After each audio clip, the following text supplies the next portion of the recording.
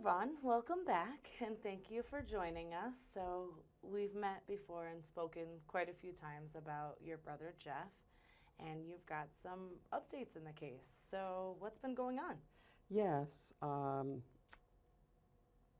about 6 months ago, the CID investigators out of Quantico, Virginia, had notified me that their case of Jeff was accepted to be presented to the Vidocq Society group, which is volunteers of different expertise, people that have come together to hear the cold case stories, and this one was accepted. It was a successful one, and we're looking forward to some new ideas and help from them. Yeah, absolutely. So when you and I were talking about the Vidocq Society and kind of that presentation from the Army CID, it's something that not all cases get accepted, Yes. right? And also that usually they only listen for about an hour, hour and a half of the Yes. case. How long did they hear about Jeff's case? Yes, they limit presentations for like an hour and a half, and it ended up going 3 hours. Wow. There were a lot of questions, a lot of advice of, what they could do further for this particular case. So things are moving forward. I Yeah, thank them for their hard work and going forward with this important thing to them. Yeah, absolutely. And it seems like the first time we talked, it was kind of, you always had hope, but I can kind of see the renewed hope. Yes. That it's been over 3 decades, and Yes. here we are moving forward. Yes. So what does that feel like for you and your 38 family? years now, it was in December, and it definitely has brought my hope even more to finding out, because the not knowing is the hardest thing, and it definitely has brought some excitement for me to be able to see what else we can do to help find out what happened to Jeff. Yeah. Yeah. And hearing one of the Army CID investigators, Chris, who's been handling your brother's case, hearing him speak about it and, seeing his passion that he is chasing after this case, how does that feel for you? Obviously you care about what happened to your brother and your family wants to know, but to know that someone in the Army all the way down in Virginia is working hard and fighting to find answers. Yes, caring. Really, really taking it on with the care, and keep reassuring me that they are not going to forget about this. They are going to keep me updated on what they can. Yeah. This is an active case. There is the $10,000 reward for any information, but they've had a path of what they're going to do from one idea to another, how they're going to work on this case. That, yeah. Yes. Well, that's great, and I know we've spoken a little about, without getting too into detail, because like you said, an active investigation, but including going out to California and speaking with people and having boots on the ground of, even though we're almost 40 years out, things can still be found. People still know things, Yes, yes. So they reassure me that, that with this unit, cold case unit, it needed to be done. It needed to be looked at. And with all the new DNA wasn't done back when Jeff disappeared, for having to do every enlisted soldier to have their DNA done. Now I believe they did do that like in 1992, but just a little too late. Yeah, but the investigators really keep reassuring me that they will continue to work on the case and keep it active. That makes me happy. They really do care. They care about me and my family and wanting to know also what needs to be done to help find him. That's something I think I've found kind of interviewing both sides, family members and law enforcement, when it comes to cold cases, that there becomes this emotional bond and connection because these officers really do care. The investigators, they want to find answers for you. You know, they know you, they've spoken to you. They may not know your brother, but they know what it would mean for you. So I think that's such a powerful relationship that's forming in different areas because of these cases. Yes. I think what the people at the society were impressed was how many documents I had since 1987. Yeah. And it helped. I think it helps to have that information. You know, when someone first becomes missing, that's such an important time to be able to get information and find out what their last steps were. And yeah, maybe back then they didn't do everything that they needed to right away. Right away it was considered AWOL. Right. But now I believe any soldier missing, they do not make it automatic. They investigate now. Right. Yeah. An automatic that they're AWOL, because not every case is. And that kind of leads me to a question of, you know, it's great we spoke about these things, that now DNA is being used and soldiers are being fingerprinted so that things like this don't happen. Is it kind of like a catch-22 for you? Like, these are great things that are happening and, you know, it's exciting that we're moving forward, but it's almost like, well, why couldn't we have had this when Jeff went missing? Do you feel any of those feelings? I understand that we didn't have all the technology back then, and so many cases now are being solved after 30, 40 years, and finding people that may have caused the disappearance of another person. So that is, a lot of people are interested. It's so exciting that these things aren't forgotten. Right. You know, that people are trying to work together with each other to find out what happens to someone. I understand that you cannot, for prayers, you can't expect, demand, and begging prayers to be answered. I believe that it happens when it needs to happen. You know, I did a lot of praying back then, and I just find I have to have the faith and the just the faith of knowing that prayers will be answered when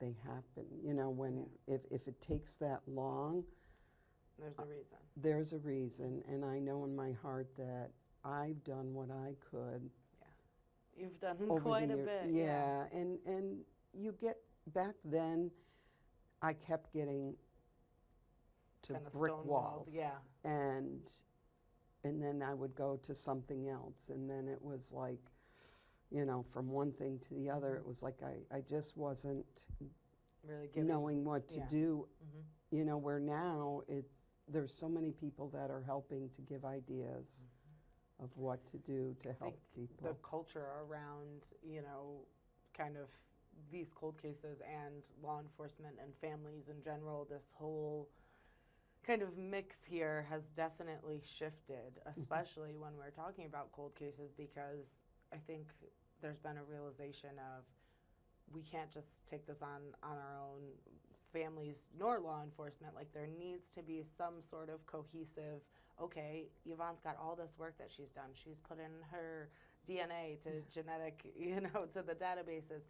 You've Yes. done some of the legwork that then police can say, okay, well, we've got this, this, and this to work with. Yeah. Now we'll take it to the level we can. So I think there's this understanding of now, you don't have to just sit and wait around for Right. answers. You've done some work. Right. And even when NamUs first came out, I signed him up into that database when it first opened up for everyone to see all the missing people in all the states of the United States. And I did that, and I keep it updated every year. But, my continued hope is that, every month something new may come up that will help. Yeah. Somebody remembers something that may seem small and minuscule, but if they call, it could be that one thing that connects, two Yes. bigger things. Yeah. So, can you talk a little bit about your interest in DNA and family trees and how, I know we've spoken a little bit about it before, but how that could really make a difference in breaking your brother's case open?